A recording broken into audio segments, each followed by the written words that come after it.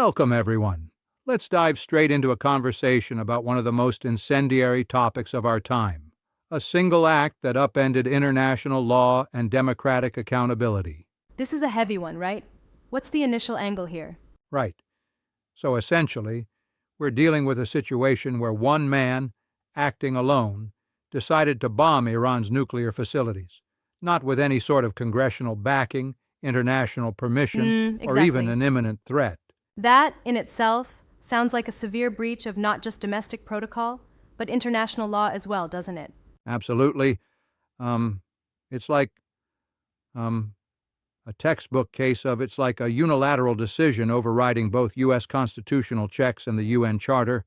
The act violates Article 2 to 4 of the Charter, which prohibits the use of force against the territorial integrity of another nation. Yep, that's downright incendiary. And there wasn't even any direct threat from Iran to justify the move under Article 51, was there? Exactly. There was no armed attack, no self-defense scenario. It was just an aggressive, preemptive strike, purely one man's decision. And that's where the whole narrative flips from national security to criminal behavior. If I understand correctly, this isn't about supporting or opposing any particular government, but about standing firmly with the rule of law. Right on point. It's about law versus chaos, upholding accountability over unchecked power. When a nation that helped build these international laws starts to act outside of them, it endangers the very structure that keeps global order intact. Definitely dangerous territory. And, isn't it also a historical precedent in the making? I mean, if America can commit such an act, could we see similar behavior from other nations? Exactly.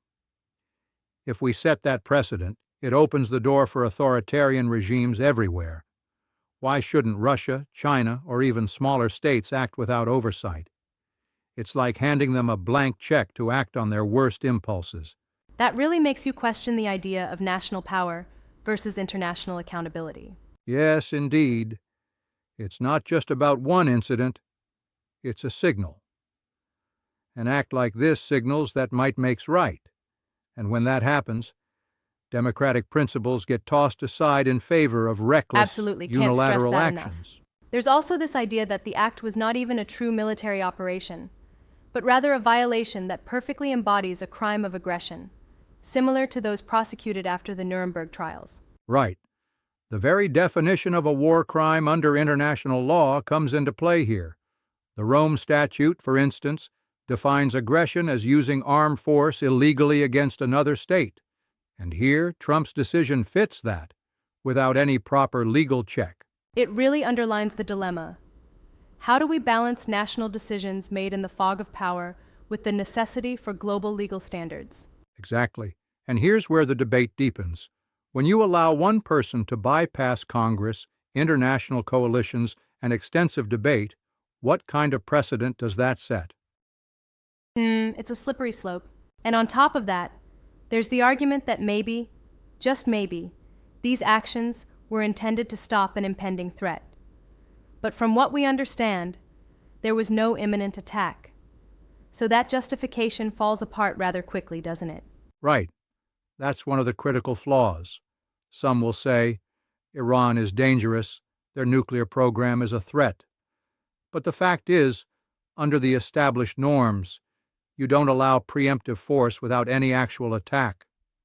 Commencing war based only on a perceived threat undermines the very principles that were crafted to prevent endless cycles of violence.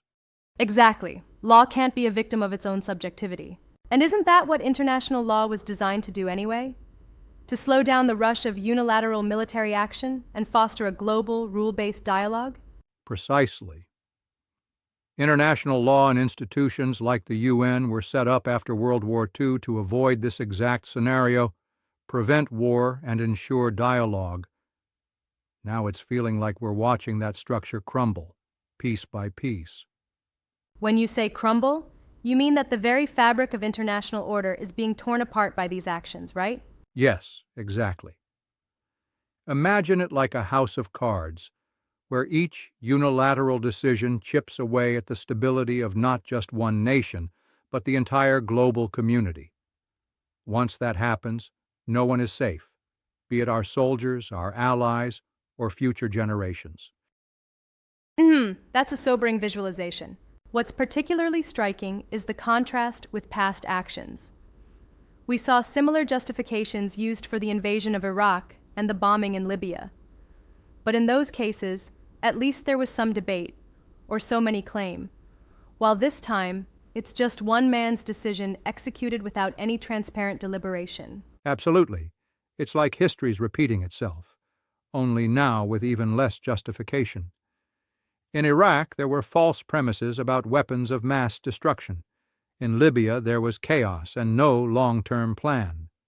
This time, it seems even more reckless, bypassing all democratic channels and really legal unsettling. oversight. It's almost as if the intent here wasn't to protect or defend, but rather to assert dominance, to dominate global discourse by force. I couldn't agree more. The act isn't so much a strategic defense as it is a power play. It's about setting a tone where interrogation of power is undermined by the fear of what unilateral actions can entail. That's the dangerous part indeed. Now I have to ask, aren't there voices that argue, well, tough times call for tough measures, or it might be a necessary evil to keep dangerous ambitions in check? There are, and those arguments often surface in times of crisis.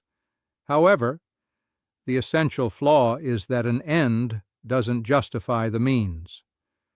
When you commit an act of aggression to supposedly preempt a threat, you potentially invite more aggression from other nations. It just becomes a vicious cycle, it's like a domino effect of unchecked Yeah, that power. domino analogy really paints the picture. But let's challenge one point here. Some might say that, historically, powerful nations have acted first to shape the global order to their advantage. Does that historical pattern somehow mitigate the severity of this particular action? That's a fair question, but I'd argue against that perspective. Just because something has been done in the past doesn't mean it should be the accepted standard. When might starts dictating what should be right, we lose the very basis for accountability. And if we allow that, then we effectively surrender the global checks and balances that keep international relations from devolving into perpetual conflict. I see your point. So really, it's not just about one isolated incident, but the ripple effects that could follow, potentially empowering every authoritarian regime out there. Exactly. Mr. Trump's action isn't happening in isolation. It's a signal to any nation with aggressive tendencies. If America, a nation that has long been a proponent of international law, acts this way, then the rules no longer apply equally. Allies might retreat, adversaries might become bolder, and a very unstable world order emerges. Yep, the risks extend far beyond a single bomb. And what about the domestic fallout? Congress wasn't involved. The military was bypassed. It raises questions on how much say the American people really have in these critical decisions. For sure. This unilateral approach, where executive power overrides our democratic processes, really diminishes the voice of the people. It's a stark example of how, when power consolidates, accountability can slip right through our fingers. That's truly alarming. So what we're left with is a scenario that not only threatens international stability, but also undermines the very foundations of our own democratic institutions. Precisely. And once those foundations erode, there's no going back. We're at a crossroads where the use of military force is no longer an exception, but a strategy that could and likely will be repeated. As we look at this issue, it appears clear that returning to law, accountability, and democratic debate is our only safeguard against a future mired in perpetual aggression and instability. I couldn't agree more. It's essential to remember that our strength as a nation, indeed as a global community, rests on adhering to laws and ethical standards, not on unchecked power and unilateral decisions. Absolutely no shortcuts when it comes to trust and security. And as this conversation unfolds, it's a reminder that we all need to speak up, stay informed, and hold power accountable. The stakes, after all, are nothing less than our future.